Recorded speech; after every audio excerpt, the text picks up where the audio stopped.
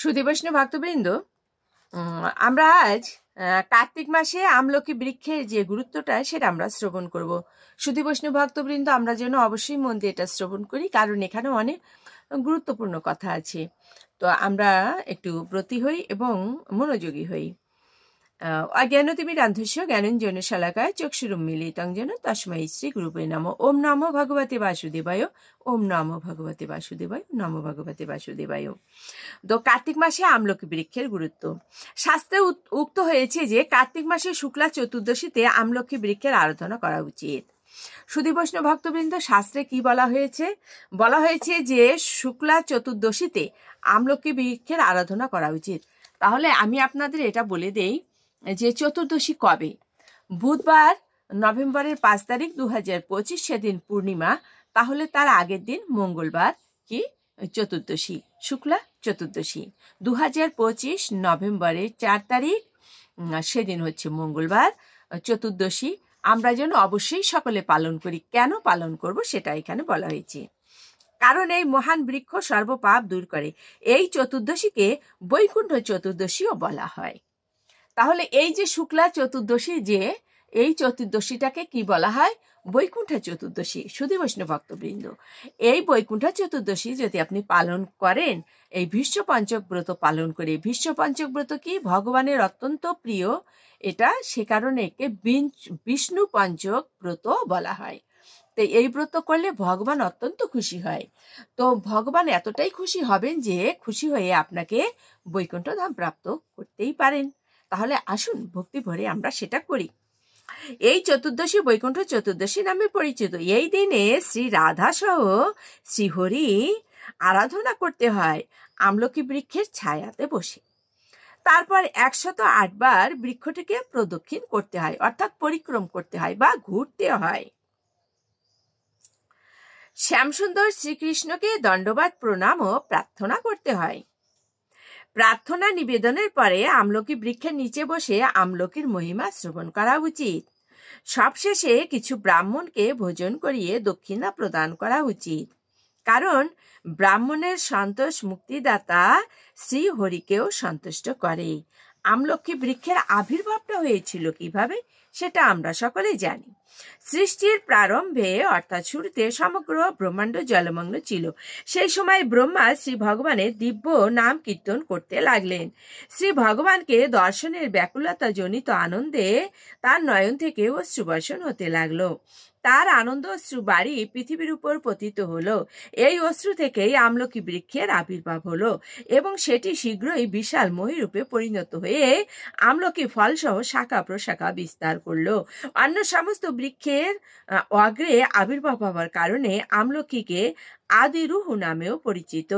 আদি অর্থে প্রথম, রুহু নামে বৃক্ষ অর্থাৎ আদি বৃক্ষ। আমলকি বৃক্ষের সৃষ্টির পরে অন্য সমস্ত জীবের সৃষ্টি হলো। সৃষ্টির পরে দেবতারা সবাই সেই স্থানে এলেন যেখানে শ্রী বিষ্ণুর প্রিয় বৃক্ষ আমলকি জন্ম নিয়েছে। সমস্ত দেবতারা সেখানে এসেছে। তারা আমলকি বৃক্ষকে দেখে বিস্মিত হলেন।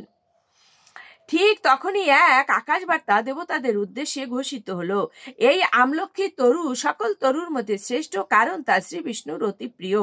শুধুমাত্র এই বৃক্ষকে স্মরণ করলেই গোদানের ফল লাভ হয়। শুধুমাত্র স্মরণ করলেই কি হয়? গোদানের ফল লাভ হয়। এই বৃক্ষ দর্শন করলে সেই ফল দ্বিগুণ হয়। এই বৃক্ষের ফল আহার করলে সেই ফল 3 গুণ হয়। সর্বদা পরম যত্নে আমলকি তরুর সেবা করণীয়, কারণ এই তরু শ্রী বিষ্ণুর অতি প্রিয় আর সর্ব পাপ বিনাশ করে। সমস্ত কামনা পূরণের উদ্দেশ্যেও আমলকি তরুর আরাধনা করা উচিত।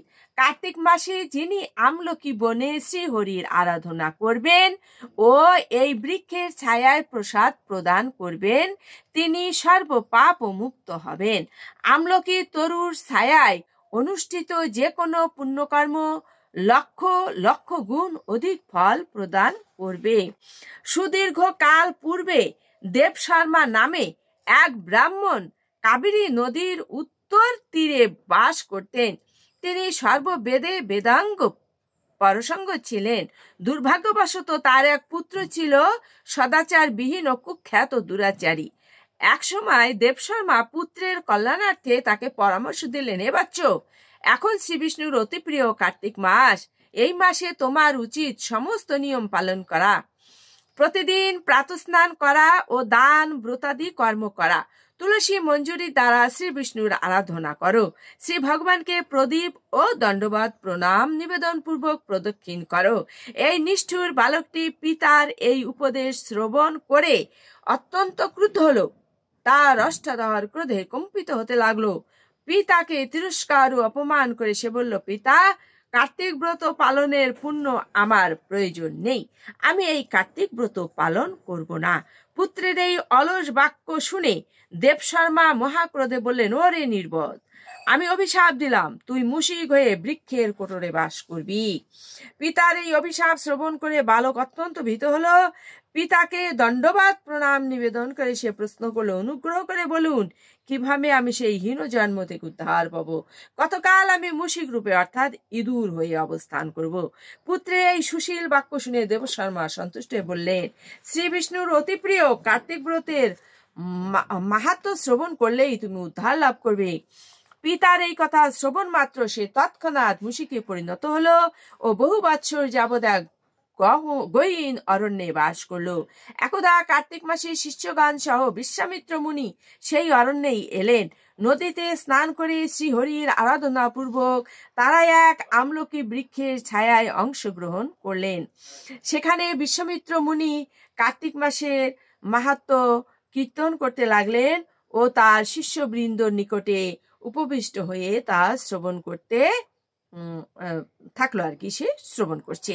সেই সময় এক ব্যাধ অরণ্যে বিচরণ করছিল। সে অত্যন্ত হিংস্র ছিল ও তার বাসনা ছিল শুধু পশুদের ন্যায় সাধুদের হত্যা করবে। তথাপি মহাত্মা বিশ্বামিত্র মুনি ও তার শিষ্যবৃন্দের সান্নিধ্যে হঠাৎ তার বোধোদয় হলো। বিশ্বামিত্র মুনিকে দণ্ডবাদ প্রণতি নিবেদন করে সে জানতে চাইল, আপনারা সকলে এই স্থানে কি করছেন? বিশ্বামিত্র উত্তর দিলেন, এই কার্তিক মাস সকল মাসের মধ্যে সর্বোত্তম। এই মাসে যে কর্মই অনুষ্ঠিত হয় তা সুবিশাল বটবৃক্ষের ন্যায় বৃদ্ধি লাভ হয়। এই মাসে যিনি প্রাতঃস্নান, দান, ব্রাহ্মণ ভোজন আদি পুণ্যকর্ম করেন তিনি অক্ষয় ফল লাভ করেন। ব্যাধের অনুরোধ যখন বিশ্বামিত্র কার্তিক মাসের এই সকল মহিমা বর্ণনা করলেন, তখন মুশিক রূপী দেবশর্মার অভিশপ্ত পুত্রটিও সেই বর্ণনা শ্রবণ করলেন। যেই মাত্র বিশ্বামিত্রের বর্ণনা সমাপ্ত হলো, কার্তিক ব্রত মাধ্যমে শ্রবণকারী সেই ব্রাহ্মণ তনয় তৎক্ষণাৎ রূপান্তরিত হয়ে এক সুন্দর স্বর্গীয় রূপ ধারণ করলো। বিশ্বামিত্র মুনিকে দণ্ডবাদ প্রণাম নিবেদন পূর্বক নিজ কাহিনী বর্ণনা করে সে স্বর্গলোকে প্রস্থান করলো। এই অভূতপূর্ণ ঘটনা প্রত্যক্ষ করে ব্যাধ ও বিশ্বামিত্র উভয়ই পরম বিস্মিত হলেন। ব্যাধও তখন কার্তিক ব্রত পালন পূর্বক বৈকুণ্ঠ গমন করলেন। এই বর্ণনা থেকে স্পষ্ট হয় যে কার্তিক মাসে আমলকি বৃক্ষের ছায়ায় উপবিষ্ট হয়ে শ্রীকৃষ্ণ লীলা শ্রবণে কত গুরুত্বপূর্ণ। আমলকি বৃক্ষতলে উপবেশন পূর্বক অর্থাৎ বসে শ্রীহরিকে দীপদান করলে অত্যন্ত পুণ্য ফল অর্জিত হয়। সুধী বৈষ্ণব ভক্তবৃন্দ, আমরা অত্যন্ত মহিমান্বিত একটি কাহিনী শ্রবণ করলাম। আমরা যেন অবশ্যই বৈকুণ্ঠ চতুর্দশী পালন করি। সেই দিনটি আমি আবারও স্মরণ করিয়ে দিচ্ছি, নভেম্বরের 4 তারিখ মঙ্গলবার 2025। আমরা যেন অবশ্যই বৈকুণ্ঠ চতুর্দশী পালন করি, তাহলে বৈকুণ্ঠ ধাম প্রাপ্তি যে হবই হব, এতে কোনো সন্দেহ নাই। শুধু বৈষ্ণব ভক্তবৃন্দ, বৈকুণ্ঠ ধাম প্রাপ্ত হই বা না হই, আমার ভিতরে, মনের ভিতরে একটাই বাসনা, ভগবানের চরণে সেবা দেওয়া, ভগবানকে ভক্তি নিবেদন করা, ভগবানের চরণে আত্মসমর্পণ করা অত্যন্ত আনন্দ। এই আনন্দ শুধু আনন্দ নয়, পরমানন্দ। আসুন আমরা সেই পরমানন্দকে সকল ভক্ত মিলে ভাগাভাগি করে নেই। ওম তৎসৎ। ওম নমো ভগবতে বাসুদেবায়। নমো ভগবতে বাসুদেবায়। নমো ভগবতে বাসুদেবায়। শ্রীমদ্ ভাগবত গ্রন্থ মহাপুরুষায় নমঃ। সকল ভক্তগণ সুখে শান্তিতে স্বাচ্ছন্দ্য থাকুন। ভগবান জগতের সকলের উপরে শান্তি বর্ষিত করুন।